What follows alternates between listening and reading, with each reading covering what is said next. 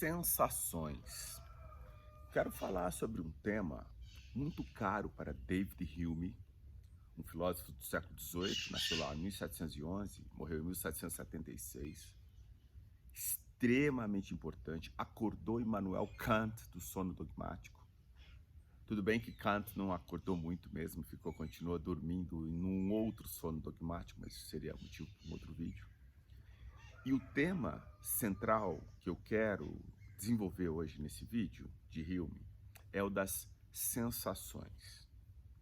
Está presente no seu livro Investigação acerca do Entendimento Humano, seção 2, titulado Origem das Ideias. Eu já fiz vídeos sobre esse assunto, porque de fato há uma diferença na forma pela qual nós acessamos o conhecimento.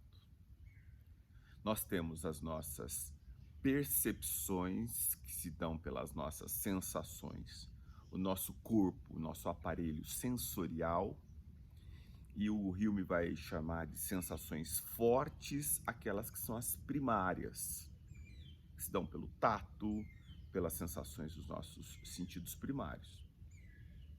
E sensações fracas, aquelas advindas da memória, aquelas, portanto, que resultam de uma formulação mental.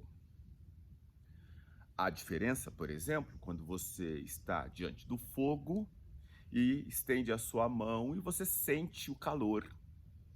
E se você tiver coragem e for meio insano e aproxima um pouco mais a mão, você vai se queimar.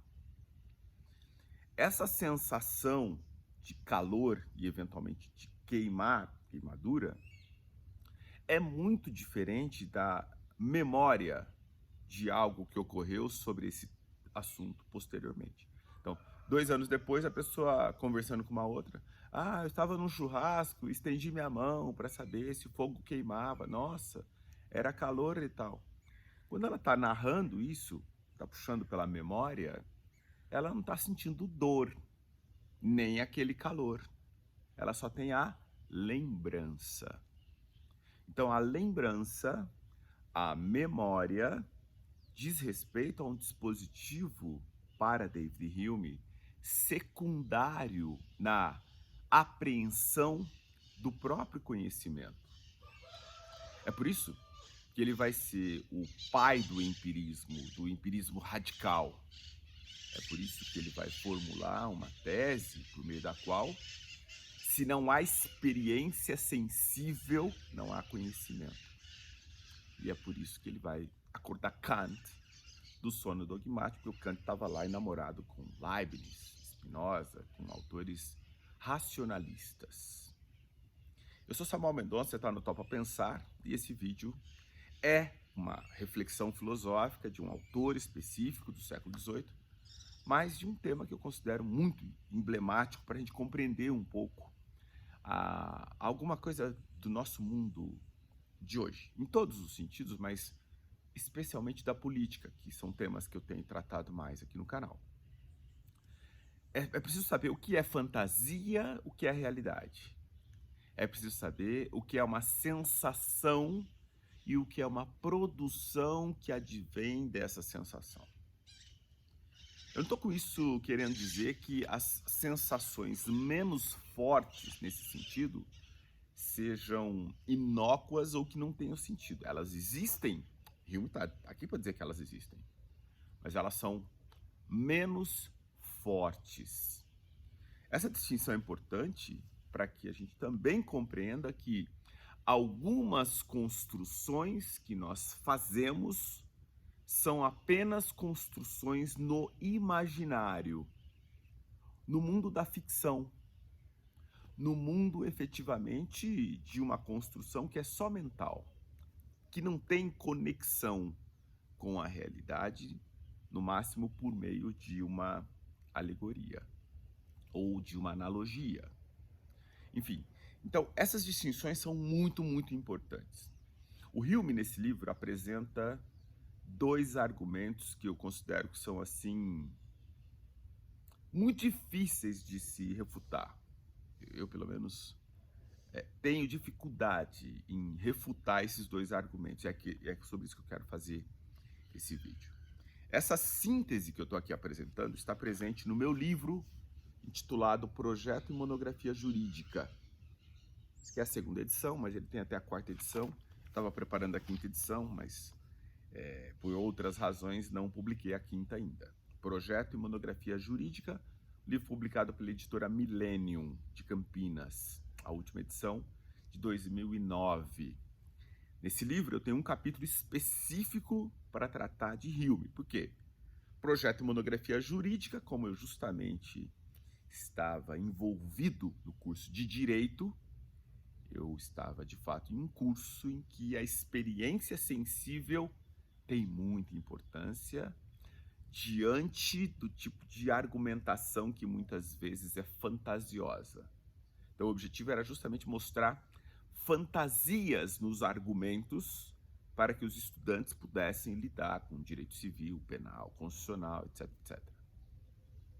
Vamos direto aos dois argumentos. Eu vou pedir seu like nesse vídeo para que outras pessoas também tenham acesso a uma síntese do pensamento de David Hume, de uma parte de um livro. Olha como que a coisa é singular, né? Argumento 1, diz Hume. Toda ideia complexa deriva de uma ideia simples. Por ideia complexa, Hume está chamando a atenção para uma perspectiva matemática. Complexa aí significa algo que não é unitário. Tem a ideia simples, complexa é quando você tem duas ideias aglutinadas em uma. Por exemplo, você pode formular uma ideia de uma montanha de ouro. Você tem, na verdade, uma ideia complexa. Por quê? Porque ela está aglutinando tanto montanha como ouro. Você não viu a montanha de ouro na sua cidade, mas você consegue formular na tela mental uma montanha de ouro. Por quê? Porque justamente você sabe o que é montanha, você sabe o que é ouro. Então, você monta a ideia da montanha de ouro. Veja, a ideia de montanha de ouro é, portanto, uma fantasia criada pela mente a partir de dados da realidade. Você pode pensar também aquele cavalo alado, cavalo com asas, que não existe, exceto em filmes, na ficção. Você só consegue formular porque você sabe o que é um cavalo, você sabe o que são asas. Então a mente, a estrutura cognitiva, ela aglutina. Ela consegue inclusive aumentar, diminuir. Você consegue pensar um cavalo com asas pequenas, com asas grandes. Você faz o que você quiser. Um cavalo pequeno, um cavalo grande, um cavalinho marinho, etc. Você consegue formular uma ideia muito complexa, que eu sempre gosto de apresentar nas minhas aulas, de uma sereia andando de bicicleta. Você nunca viu uma sereia na sua vida, evidente. Exceto o garoto apaixonado, né? Que acha que aquela moça é uma sereia. Metáforas por metáforas. Você só sabe o que é uma sereia porque antes você viu uma mulher, um peixe, e eu estou acrescentando uma bicicleta. Então a sereia andando de bicicleta está, por exemplo, pedalando pelo lado. Não disse como é que é exatamente essa bicicleta. Ou pode ser uma bicicleta motorizada. Mas se eu pedir para você imaginar, você certamente vai conseguir. E por que vai conseguir? Porque você tem os elementos simples. Então eu estou explicando esse primeiro argumento, que é toda ideia complexa ou composta deriva de uma ideia simples que nasceu na experiência sensível. Todos esses exemplos eu só desmembrar. Sereia, né? Mulher, peixe, bicicleta, isoladamente. É dali que nasce, então, a ideia da sereia andando de bicicletas. E isso vale para todos os outros. O segundo argumento do Hume é também extremamente interessante. Bom, se você tiver um contra-argumento, escreva aí, viu? Escreva aí, porque eu tô para descobrir quem consiga dizer que Hume está errado nesse seu primeiro argumento. E o segundo? O segundo argumento é muito interessante também, que ele vai dizer que Pessoas que não têm alguns sentidos, ela não formam uma ideia correspondente àquele sentido, àquele órgão, por exemplo. Uma pessoa, sei lá, cega, deficiente visual, não é capaz de formar ideias sobre cores. Por quê? Porque ela não tem aquela ferramenta do teu próprio corpo. Olha a importância que tem o corpo humano para David Hume. É justamente ele está dizendo, ele está fazendo uma análise de como é que nós formamos as nossas ideias. E aí a avaliação é de que é pelas sensações. Mas se eu não tenho um dos sentidos, eu não acesso aquele conhecimento por aquela via. Então, esse é o segundo argumento. Pessoas desprovidas de sentidos específicos não formam ideias correspondentes àqueles sentidos. Eu não estou dizendo com isso que o deficiente visual não seja capaz de ter uma ideia do que é, eventualmente, sei lá, o azul em relação ao vermelho. Ele pode ir por uma outra via, não pela via da visão, porque ele não tem a visão. Então, o que se costuma fazer com essas pessoas é, pelas sensações aí, tato, colocar nas mãos. Mão direita, gelo. Mão esquerda, aquece. Alguma coisa, sei lá, um isqueiro ali, fogo. E aí a associação é, lado esquerdo, o vermelho é uma cor que é pulsante. O azul é uma cor gelada. Ora, na verdade, essa pessoa está fazendo uma reflexão em torno de sensações que ela dispõe. No caso, a sensação aí do tato. Ela não está vendo uma cor, o azul ou o vermelho. Então, talvez Hume tenha razão no sentido de que, de fato, se a pessoa não tem aqueles órgãos, ela não forma uma ideia correspondente.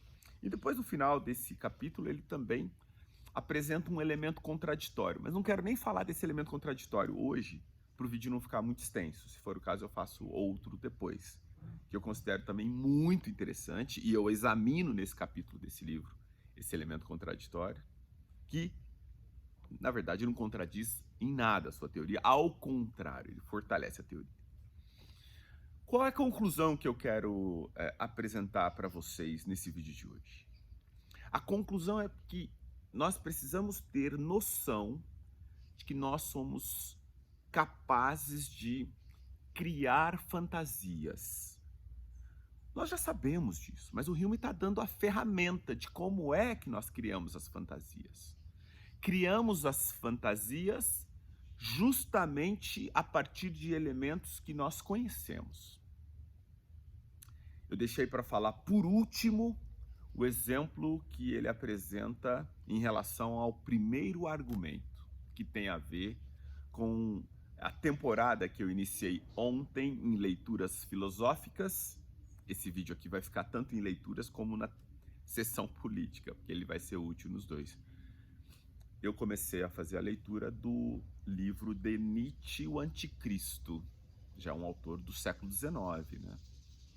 Mas eu quero chamar a atenção que essa reflexão aqui ajuda a pensar aquilo que a gente vai fazer lá em leituras sobre o Anticristo. Por quê? Porque o último exemplo, e agora eu falo dele, não estou te enrolando não, viu? Eu só quero construir alguma coisa de forma lenta para ficar assim, bem apresentado, assim, esse tipo de tema, que eu acho que é um pouco denso. Olha, ele diz, a ideia de Deus como um ser soberanamente bom é uma ficção criada pelo homem.